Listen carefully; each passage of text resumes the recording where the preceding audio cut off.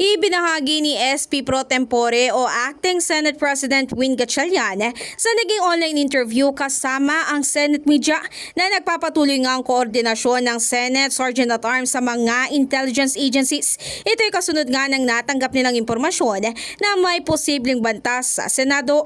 Ikinuwento naman ni Gatchalian kung paano nga ba raw nila nakuha ang detalyeng ito mula sa National Bureau of Investigation. If you remember, nung Blue Ribbon na consultative meeting, nagsuspend si Chairman Erwin Tulfo at linapitan siya ni Director Matibag.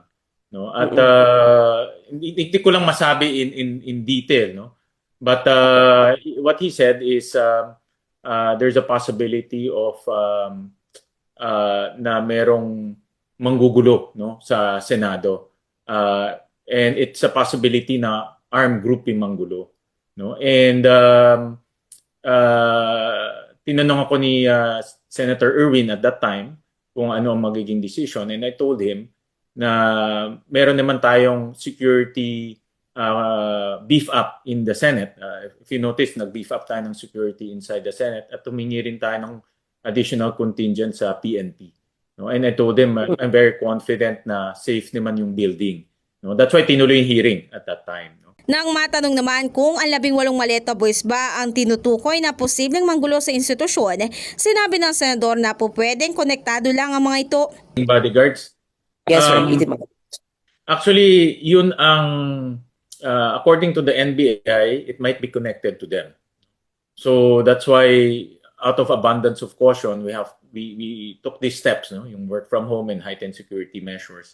Kaugnay nga ng bantang ito, maaalala na naglabas ng 2 memorandum kahapon si Gatchalian kung saan ang una rito ay nagbibigay ng otorisasyon sa mga empleyado na mag-work from home mula ngayon hanggang bukas. Samantala mababasa naman sa ikalawang memo ang pagsailalim ng institusyon sa heightened security measures.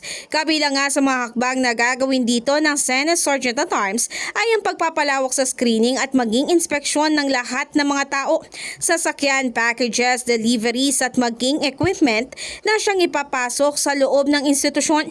Magkakaroon nga din ng karagdagang security personnel sa lugar habang papatatagin din ang mismong perimeter security at surveillance operation. Samantalang umapela naman si Senator Ping Lacson sa mga miyembro ng Armed Forces of the Philippines at Philippine National Police na maging mapagmatsyag at mapanuri laban daw sa anumang taktika ng mga posibleng destabilizer. In the heart of changing lives, ako si Brigada Ann Cortas ng 105.1 Brigada News FM Manila, the Music News Authority.